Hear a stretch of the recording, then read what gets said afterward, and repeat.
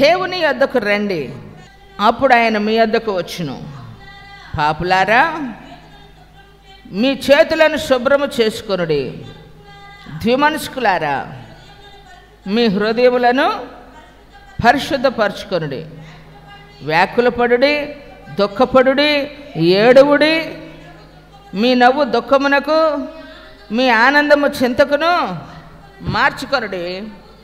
ప్రభు దృష్టికి మిమ్మును మీరు తగ్గించుకొనుడి, అప్పుడు ఆయన మిమ్మను హెచ్చించును. ఎన్ని స్టెప్పులు మారాల్సి వచ్చిందో చూడండి. ఎందుకంటే ప్రభు తను తాను తగ్గించుకొని మనల్ని ఆయన హెచ్చించారు. అందుకని ప్రభు దృష్టికి, ఎవరి దృష్టికంట, మిమ్మును మీరు తగ్గించుకొనుడి, అప్పుడు ఆయన మిమ్మును హెచ్చించుకొనును.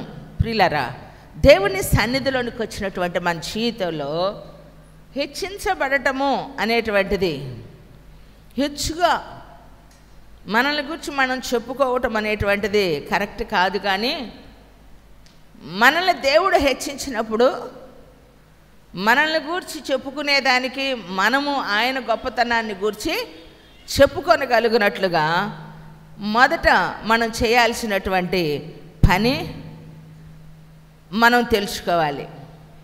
ఎందుకంటే ఆయన ఒకరిని తగ్గించును, ఒకరిని హెచ్చించును. హెచ్చు తగ్గులు అనేటువంటివి అవి మనం చేసుకుంటే వచ్చేవి కాదు, మనం ఎంచుకుంటే ఎంచబడినటువంటి వారము కాదు. నన్ను గౌరవించండి, నన్ను ప్రేమించండి, నా యొద్దకు రండి అని అంటే ఎవరు మనల్ని ప్రేమించరు, ఎవరు మనల్ని గుర్తుపట్టరు, ఎవరు మనల్ని ఏకీభవించరు.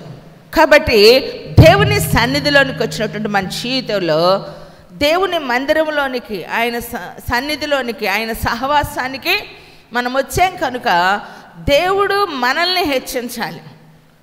దేవుని వాగ్దానం ఏమనుంది? చక్కగా మిమ్మల్ని తలగా ఉంచుతాను కానీ తోకగా చేయను, పైవాడిగా ఉంచుతా కానీ కిందవాడిగా చేయను. గుమ్మములారా మీ తలలు పైకెత్తుకొనుడి అంటాడు. దేవుడు మన తల ఎత్తువాడు, మనల్ని గణపరచువాడు, మనల్ని ఆశీర్వదించువాడు, ఉన్నతమైనటువంటి కృపతో మనల్ని బలపరచువాడు. ప్రియులారా, కాబట్టి దేవుడు మనల్ని హెచ్చించినట్లుగా మనం ఎన్ని స్టెప్పులు దాటుకోవాలో చూడండి. ఎందుకంటే కింద నుంచి చూసినప్పుడు కొండ మనకి దగ్గరగానే ఉంటుంది, కానీ నడుచుకుంటా పోతా ఉంటే చాలా దూరం ఉంటుంది. అందుకే లోకంలో సామెత ఉంది కదా, దూరపు కొండలు నునుపు. దూరం నుంచి చూస్తే నున్నగా ఉంటుంది, కానీ దగ్గరికి వెళ్ళి చూస్తే కరుకుగా ఉంటుంది. కింద నుంచి చూస్తే కొన కనపడుతుంది, కానీ ఆ కొనను చేరాలి అంటే ఎన్ని మెట్లు ఎక్కాలి చెప్పండి. అలాగే మనం అనుకున్న ధ్యేయాన్ని దాటుకోవాలి అని అంటే ఫోటో ఇమేజ్ సరిపోదు కదా. ఈ ఏవిఎంలు ఐవిఎంలు చూపిస్తున్నారు కదా, అవి సరిపోవు. ఇప్పుడు అదేంటంటే జస్ట్ ఇమిటేషన్ అన్నమాట. కానీ యాజ్ చీజ్గా మన జీవితంలో రియల్గా మనకున్నటువంటి ఆ పరిపూర్ణమైన ఆనందాన్ని, మనం అనుకున్నటువంటిది ధ్యేయాన్ని చేరుకోవాలి అని అంటే మెట్టు మెట్టు మెట్టు మెట్టు మెట్టు మనము ఎక్కక తప్పదు. వాటన్నిటిని దాటుకుంటేనే అధికమైనటువంటి స్థానంలోనికి వెళ్ళగలుగుతాం. దేవునికి మహిమ కలుగునుగాక. Praise the lord. హల్లెలూయా. ఏమండి, ఎల్కేజీ దగ్గర నుంచి, యూకేజీ దగ్గర నుంచి, ఇంకా నర్సరీ దగ్గర స్టార్ట్ అయ్యిద్ది. పీజీ చేస్తేనే కదా ఏమండి ఉన్నతమైనటువంటి స్థితిలోనికి వెళ్ళి డాక్టరేట్ తీసుకునేది. ఎప్పుడు డిగ్రీ పూర్తి చేస్తేనే. అలాగే ఆధ్యాత్మికతలో కూడా ఆశీర్వదించబడినటువంటి వారిగా దేవుని పరిపూర్ణమైనటువంటి ఆ కృప మనము ఆస్వాదించుకోవాలి అని అంటే చూడండి, 8వ అధ్యాయంలో మొదలయ్యిందనమాట. 10వ అధ్యాయంలో అంటే ఈ 3 వచనాల్లో రాయబడినటువంటి వాటి విషయాలు మనం చూడాలి. మొదట దేవుని యొద్దకు రండి. మనమందరం వచ్చామో లేదా? వచ్చాము. నాకు వేరు కనపడింది. వచ్చాము అనండి. నాకు వేరు కనపడుతుంది. తెచ్చాము అన్నట్టుంది. కొందరు మాట ఏమో సచ్చాము అన్నట్టుంది. నేను చెప్పిన మాట ఏమిటనంటే వచ్చాము. ప్రైజ్ లార్డ్, హల్లెలూయా. దేవుని యొద్దకు రండి, అప్పుడు ఆయన మీ యొద్దకి. ఎప్పుడు మనం ఆయన యొద్దకు వచ్చాం కాబట్టి ఇప్పుడు మన యొద్దకు ఆయన వచ్చారా లేదా? వచ్చాడు, తెచ్చాడు. ఏంటది? ఆయన ఆశీర్వాదము. కొట్టు చప్పట్లే గట్టిగా. కాబట్టి ఆయన మన యొద్దకు వచ్చాడు కనుక ఆయన మనల్ని అందరినీ చూస్తున్నాడు కదా. ఆమె అంటది కదా, ఎవరు ఆమె? సమరయ స్త్రీ. నన్ను గూర్చి చెప్పిన వాణిని మీకు కూడా పరిచయము చేస్తాను. నా సంగతి అంతా చెప్పిన వాడిని గురించి మీకు కూడా నేను చెప్తున్నా, రండి అని తీసుకెళ్ళింది. కాబట్టి మన సంగతి అంతా, నా సంగతి, నీ సంగతి, మనందరి సంగతి తెలిసిన ఆయన ఇప్పుడు ఎవరి మధ్యలో ఉండారు చెప్పండి బంగారాలు? మన మధ్యలో ఉన్నాడా లేదా?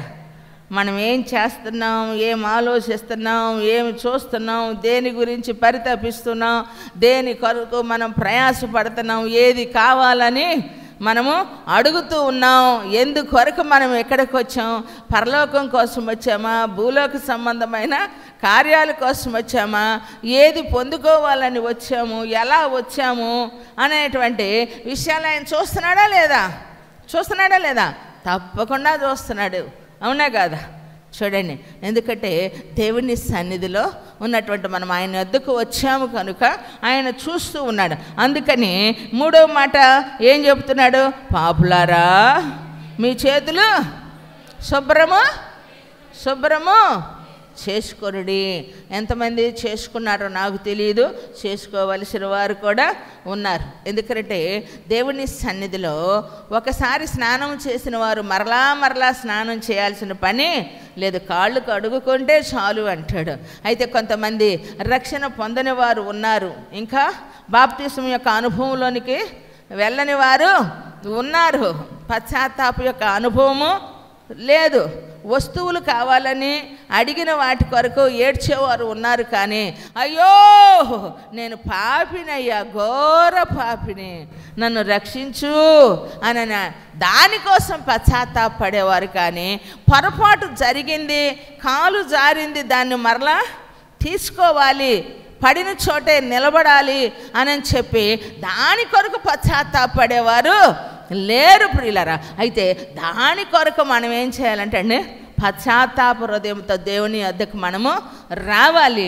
ఇంకా ఎంతమంది అయితే బాప్తిసం యొక్క అనుభవము లేదో, పశ్చాత్తాపం యొక్క అనుభవం లేదో ప్రియులారా, వారందరూ కూడా బాప్తిసానికి సిద్ధపడాలి.